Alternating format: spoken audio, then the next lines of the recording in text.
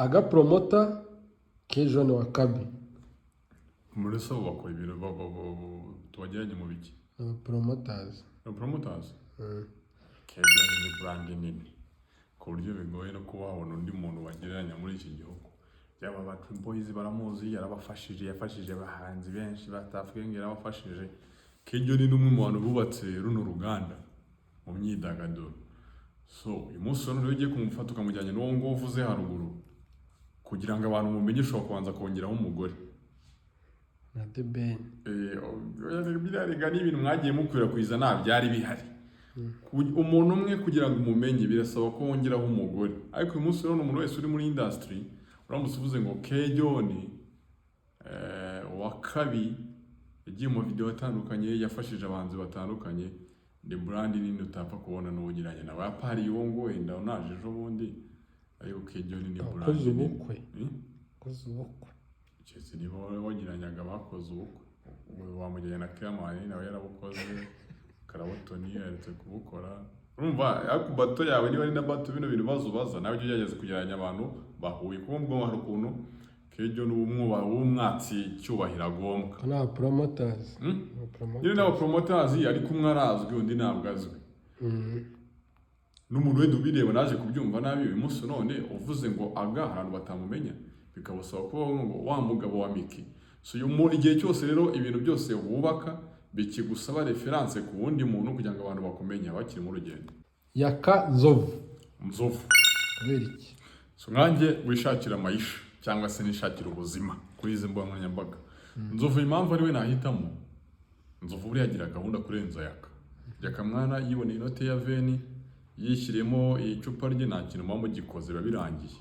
Nzovu nubwo yaba yaraye yasinze saa 9 z'ijoro mukavugana wumva kiri no mu ndaye mugahana gahunda yo gukora saa 2 za mu gitondo saa 1 yabaguhamagara. Yaka yo yisindi biba byarangiye awe reka sinkora.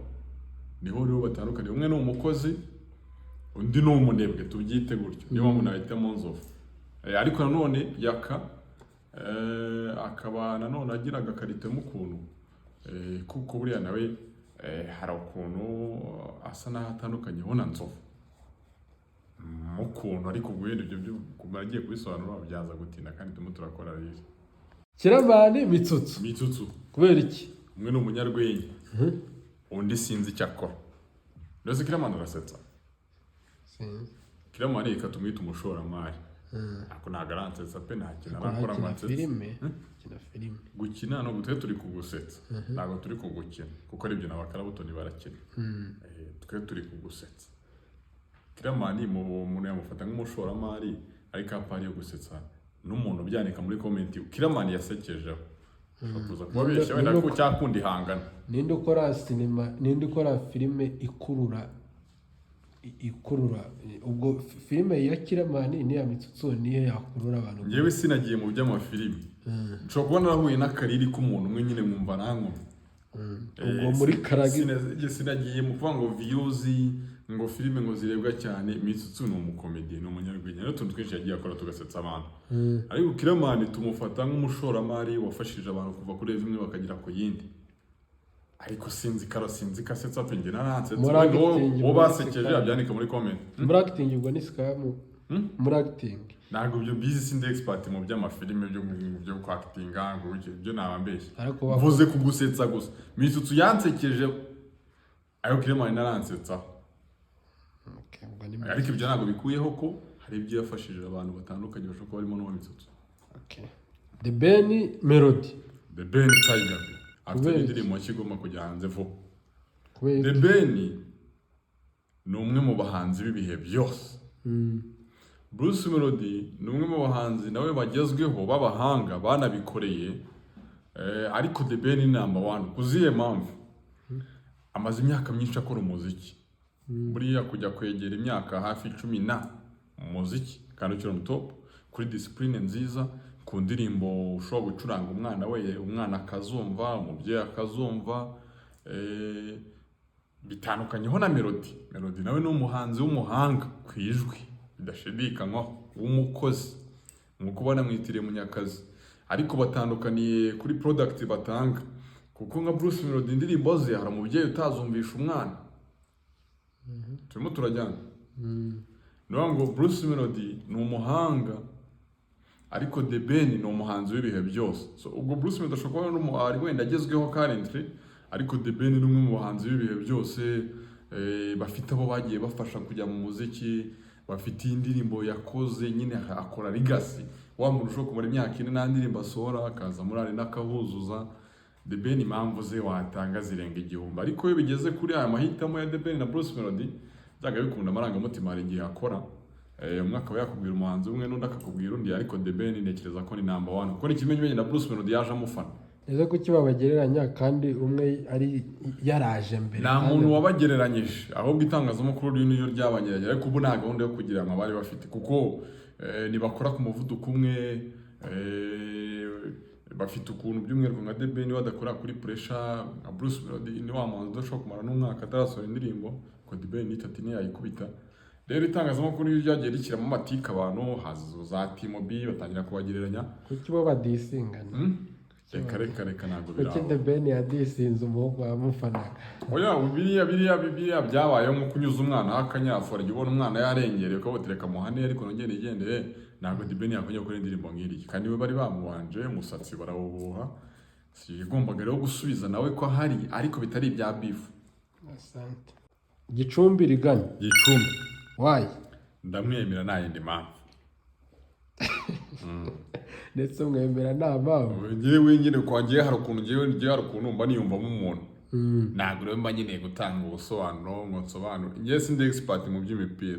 Niba umuntu umukunda singiye kuvuga ngo yogeza neza ngo azabakinnyi neza, ibyo sindi expert muri byo. Nubwo yaba ari umuswa se? Ntabwo ari umuswa Gicumbi. Ni umwe mu basore bogeza umupira ba mbere hano mu gihugu, we na Fuad. Muyoboke Gaël. Mu biki kuko ntabwo bakora bimwe. Umwe ni umukire undi ni umunyamuziki. Ariko bose ni ba manager. Gaël se ni manager. Gaël ni umushoramari ntabwo ni manager. Kuko na Gaël si nawe ushinzwe Melody. Melody yashinzwe n'uwitwa Kenny niwe ushinzwe 155 million.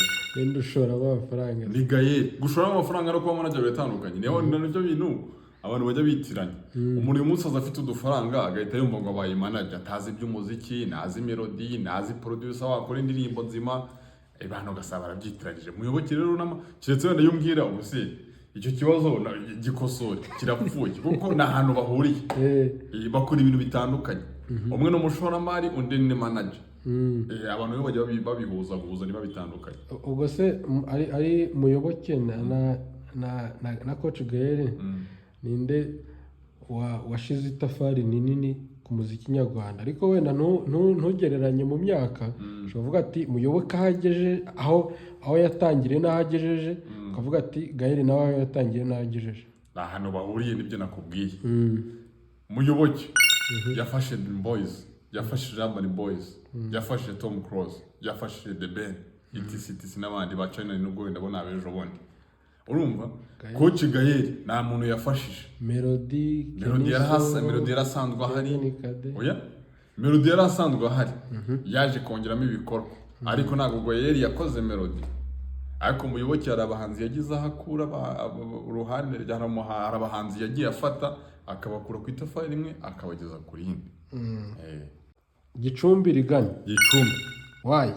Ndamwemera nta yindi mpamvu. Ndetse mwemera nta mpamvu. Ngewe nyine kwagiye hari ukuntu mba niyumvamo umuntu. Ntabwo rero mba nyine gutanga ubusobanuro ngo nsobanure. Ngiye sindi expert mu by'imipira. Niba umuntu umukunda singiye kuvuga ngo yogeza neza ngo azabakinnyi neza, ibyo sindi expert muri byo. Nubwo yaba ari umuswa se? Ntabwo ari umuswa Gicumbi. Ni umwe mu basore bogeza umupira ba mbere hano mu gihugu, we na Fuad. Junior Gitiro ki? Mu biki? Muri kariyeri. Muri kariyeri. Muri kariyeri ibyo benda bitandukanye ko Junior Gitiro avuga ko nyuma ya Bruce Melody na The Ben niwe ufite umuhanzi ugezweho Chris Yuzi. Nabamushidikanyaho Papa Cyangwe yakoranye na Rocky, umunsi Papa Cyangwe nibagikorana. Wenda yavuze muri kariyeri bya bitandukanye mu kuntu ko Rocky asa naho yabayemo mu YouTuber cyane, yigire mu bintu by'ibyegeranyo n'ibiki asa naho iby'abahanzi abiretse. So ugiye mu bya kariyeri umuntu yahitamo Giti. Sabe Irene muri ndahari. kubera iki Sabe akora ibiganiro buriya Sabe hari umuntu atakoresha ariko imwe muri karite za Irene ni uko buri muntu wese yamubyaza umusaruro. Irene ashobora no kuwukoresha utavuga yagukoresha utavuga byanagukoresha utanabona ngo umuntu wese Irene yageraho yamubyaza views. Iyo ni karite rero uko buriya imibarize si buri muntu wese wahura n'umwana w'imyaka 3 ngo amukoreshe ikiganiro, si buri muntu wahura n'umuntu utavuga ngo amukoreshe ikiganiro, si buri muntu wahura n'umukecuru ngo amukoreshe ikiganiro, si buri muntu wahura n'umuyobozi ngo amukoreshe ikiganiro. Ariko nka Sabe usanga nyine yaraseta inzira yo kwamugewe hari class yanjye. Irene rero mu bijyanye n'imibarize ntago nyine agira class, nta muntu aheza ku buryo nyine usanga nyine hari watakoresheje. Niyo mpamvu na prefer Irene kandi navuga ko azi kubaza mu buryo nyine kimwe navuze haruguru, wari wese yamukoresha umusaruro, yamubyaza umusaruro.